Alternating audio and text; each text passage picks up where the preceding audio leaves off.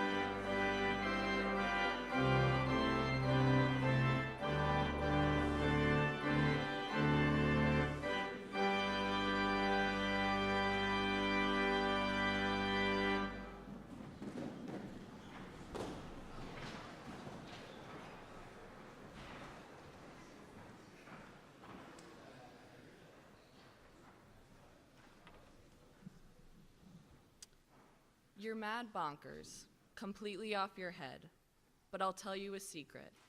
All the best people are. Alice in Wonderland.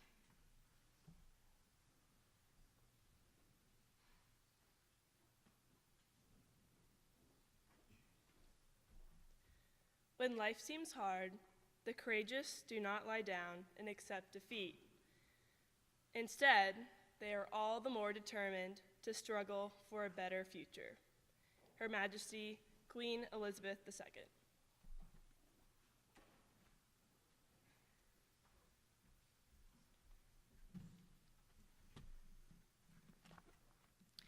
Life is short, and we haven't much time for gladdening the hearts of those who are traveling the journey with us. So be swift to love and make haste to be kind. Psalm 141.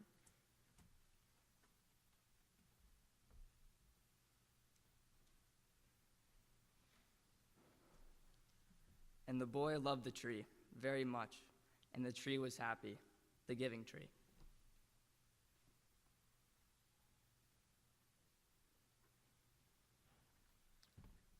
Good morning,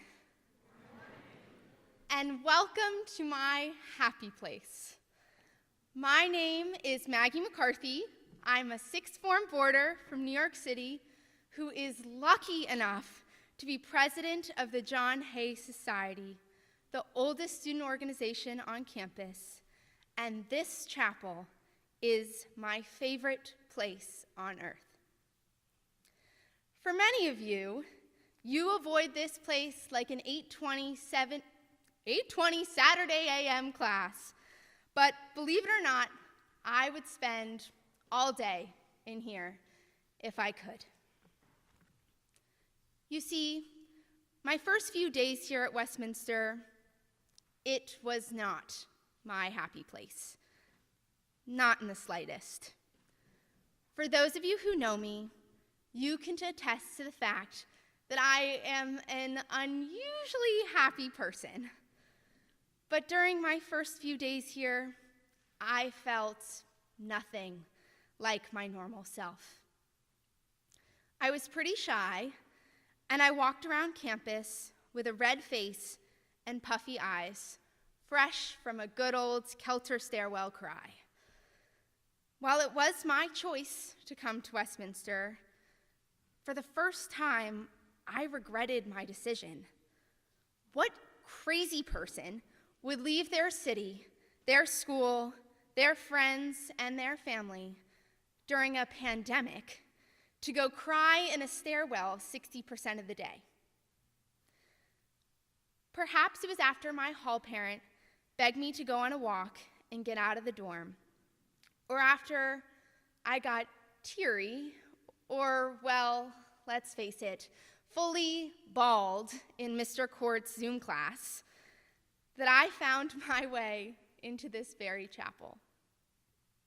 It was quiet, and the door was invitingly open, and the sun from the overlook poured in and lit up the stained glass windows. The colors lit up the sixth form pews in a way that I immediately felt invited in. I sat in the first pew on the left, the same seat where I sit now as a sixth former. I just sat there quietly, listening to the wind flow through the crevices in the ceiling and watching the light dance on the slate floor. Never in my life had I been so quiet, so still. While my inner monologue ran on and I still questioned my judgment, a small glimmer of hope must have come through the colored windows as I slowly felt myself sink into my new environment. Moments later, Mrs. Stevens, the formal faculty advisor to John Hay and friend of the chapel for many, many years, walked in smiling, not at all startled by my presence. She filled the space with a sprightly hello, asking my name and form, and I admitted that I was a new sophomore, just checking out the chapel. She told me that I was welcome any time, but a John Hay meeting was about to begin. So I thanked her for letting me use the space, not knowing at the time what an influence the chapel would have on my life on Williams Hill. I went back to the chapel to sit in my special happy pew at least once a week for the rest of the school year. It probably seems crazy to the rest of you, but it just became a part of my routine, adding a moment of calm to my busy, but now very joyful days.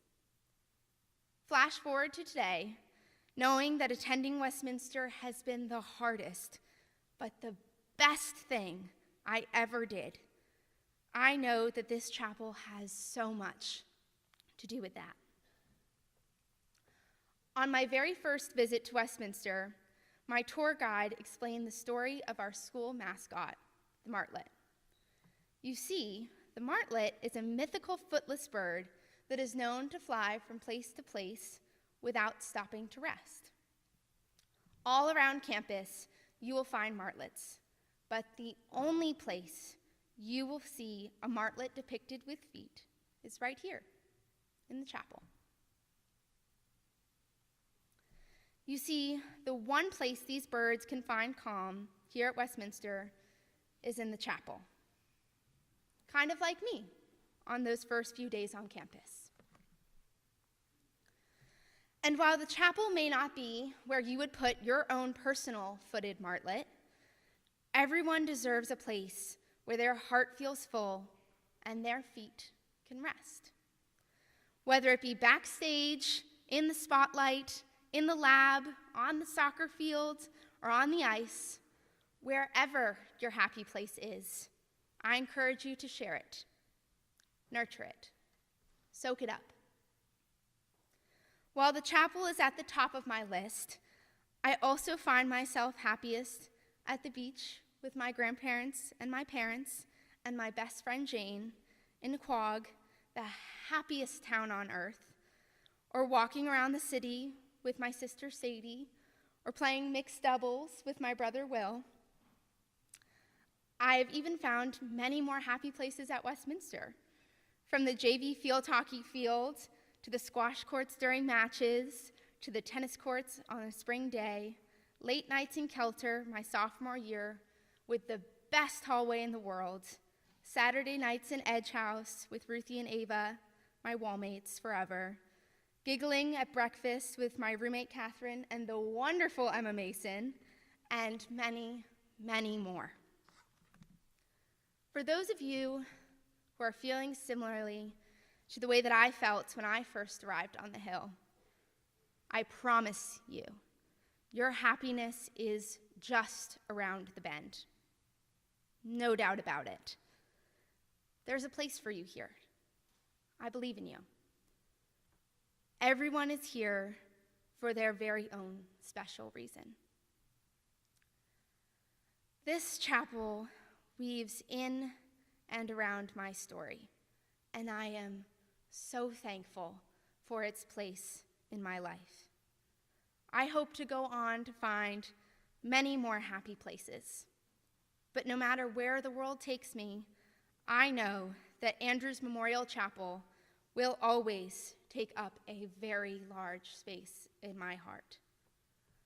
I hope that when you enter those beautiful brown doors twice a week or more, you find the same welcoming warmth that I felt not so long ago. This chapel is here to love and embrace everyone who enters it. More than anything, I love to share my happy place. Thank you.